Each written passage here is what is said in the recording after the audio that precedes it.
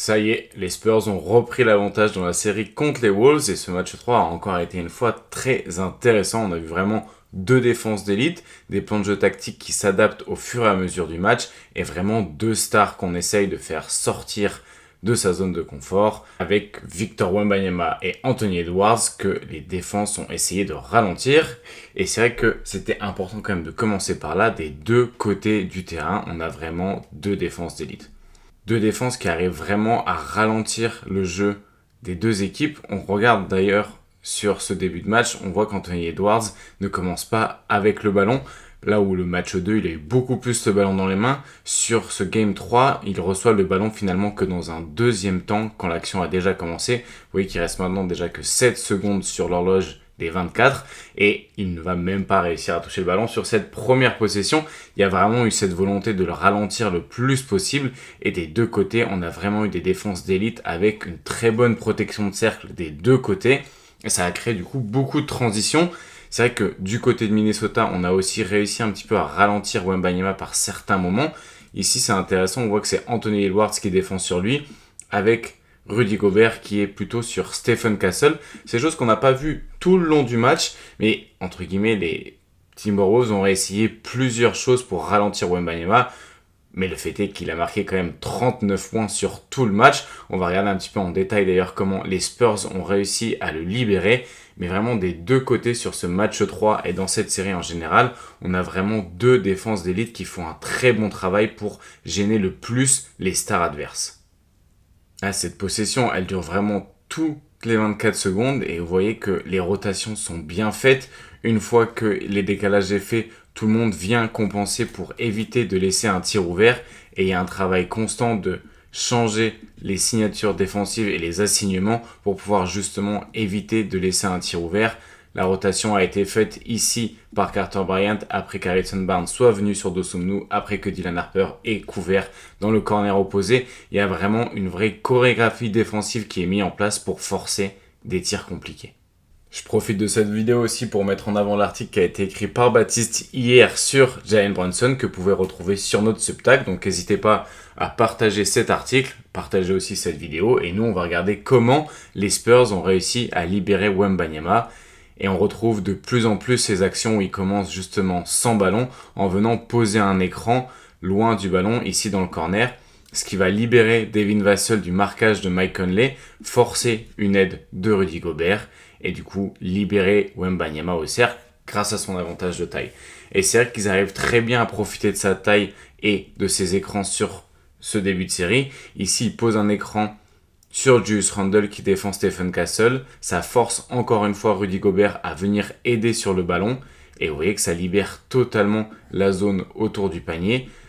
On a Mike Conley qui a joué que 4 minutes hier et on voit pourquoi en fait à ce moment-là, contrairement à Dosunmu par exemple, il n'est pas en mesure de venir faire l'aide au cercle et de venir gêner Wembanyama et il casse un peu la structure défensive. Donc finalement, Conley a été ciblé tout le long. Ici, vous voyez, vous avez un écran de Julian Champagny sur Rudy Gobert pour essayer de forcer le switch. Le switch n'est pas opéré, mais Wembanyama a un temps d'avance sur Rudy Gobert et il profite finalement de son handle et de sa mobilité pour aller jusqu'au cercle. Il y a un peu de réussite. Wembanyama a quand même mieux fonctionné quand il commençait pas avec le ballon dans les mains, mais plutôt quand il était assisté par ses coéquipiers. Ils ont essayé aussi un petit peu de libérer sur pick and pop. Ça n'a pas toujours rentré, mais c'est vrai que cette notion aussi de pouvoir attaquer le drop de Rudy Gobert avec son tir suite aux écrans, c'est quand même une très bonne chose. Mais là où la défense des Wolves a vraiment beaucoup de mal, c'est quand il n'y a pas Rudy Gobert sur le terrain, parce que Wembanyama est vraiment immense, et du coup, une fois que le switch est opéré, il est facile pour lui de récupérer le ballon autour du cercle. Ici, on avait Randle qui commençait sur lui en défense, qui arrive un petit peu à le gêner avec son physique, mais ensuite, le switch est opéré et en fait, c'est presque impossible d'empêcher la passe d'arriver à Wembanyama parce que le ballon part haut et arrive haut une fois qu'il tend ses mains en l'air et finalement, il est déjà sous le cercle et il peut finir au panier. Joli système ici pour profiter de sa gravité. On a donc une situation en horns avec deux joueurs dans les corners et cette espèce de triangle en tête de raquette.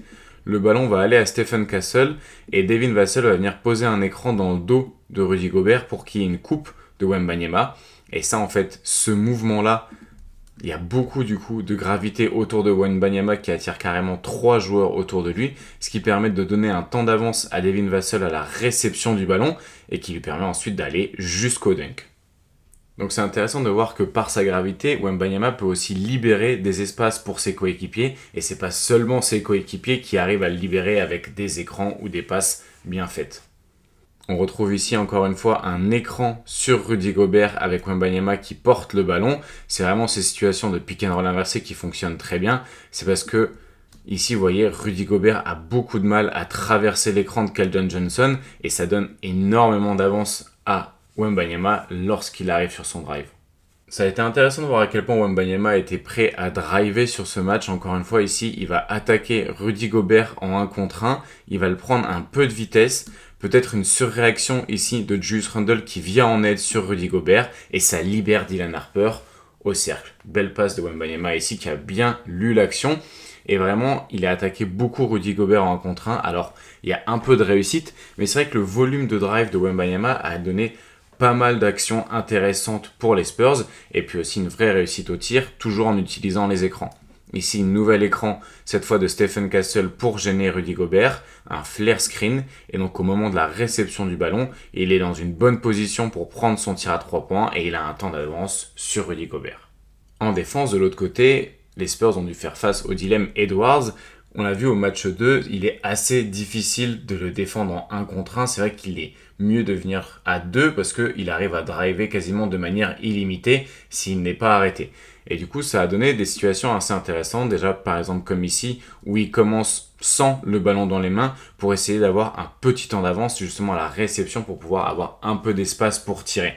Mais beaucoup de fois, finalement, il a eu même du mal à rentrer dans les actions parce que la défense vient vraiment à 2 le gêner et il se prépare en fait tout simplement à couvrir la raquette pour éviter de lui donner des drives.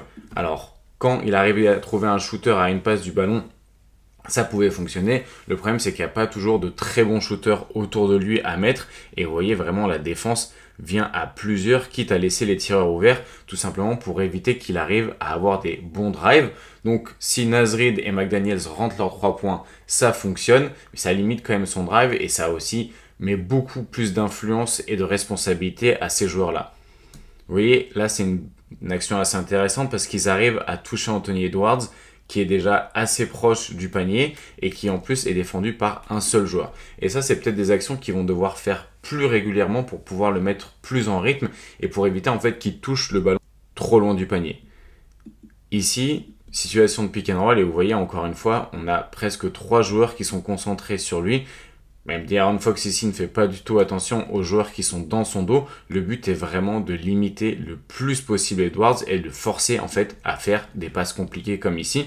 De'Aaron Fox passe vraiment pas loin de l'interception. Et voilà encore une fois les choses auxquelles doivent faire face les Timberwolves. C'est-à-dire qu'en fait ils attaquent presque soit à 1 contre 4, soit à 4 contre 5 parce que dès qu'Anthony Edwards n'a pas le ballon, on a aussi beaucoup de fois où les Spurs essayent de le couper tout simplement du circuit. Encore un exemple ici où il y a vraiment un mur de 3 joueurs au moment du drive et du coup ça force beaucoup à faire des passes dans les corners. Et ils ont eu pas mal de tirs dans les corners, mais c'est vrai que finalement c'est pas toujours les meilleurs shooters qui sont mis dans les meilleures dispositions. Donc vraiment la solution ça va être d'arriver à libérer Anthony Edwards quand il n'a pas le ballon et à lui donner des espaces. Il va falloir éviter ce genre de situation où vraiment il est coupé totalement du ballon et les joueurs de Minnesota doivent donc attaquer à 4, sauf qu'il n'y a pas de très bons créateurs. Alors parfois Naz Reid ou McDaniels vont réussir l'exploit sur drive d'aller provoquer des lancers francs ou d'aller provoquer des bonnes choses. Mais Anthony Edwards qui est totalement coupé du jeu et qui est forcé à faire des choses toujours très compliquées, c'est ça qui casse un peu la dynamique. Et tant qu'il n'y aura pas de surchauffe à 3 points ou de solution à apporter pour lui libérer des espaces, les Timberwolves vont être souvent limités à si les tirs vont rentrer dans les corners de Dosunmu, de Naz Reid. Il va falloir aussi que sur les situations où il est doublé, il y ait un peu plus de créativité. Ici finalement, Dosunmu attend le ballon dans cette zone-là du terrain, mais il pourrait attaquer plus le centre pour avoir un temps d'avance à la réception du ballon. Alors ici, sur le drive, il arrive à aller jusqu'au cercle et Gobert retient bien Wembanyama pour éviter d'avoir un compte facile. Mais c'est vrai qu'au moment où Anthony Edwards est doublé, il va falloir finalement apporter plus de solutions que juste une passe à 45 pour venir l'aider. Ici, par exemple, de manière assez intelligente, McDaniels vient justement dans cette zone au milieu du terrain et ça casse beaucoup plus la structure défensive des Spurs qui maintenant doit prendre des décisions et Wembanyama hésite entre Gobert ou venir sur McDaniels le temps d'un instant, ce qui laisse un moment d'avance. Et c'est là où les Timberwolves vont devoir être plus créatifs sur comment on attaque cette défense des Spurs qui sort totalement Anthony Edwards du rythme et du coup proposer autre chose que juste des tirs dans les corners. Ils sont rentrés par moment, mais ça met beaucoup trop d'importance sur la variance et ça force en fait tout simplement d'être en réussite alors qu'il y a d'autres solutions possibles.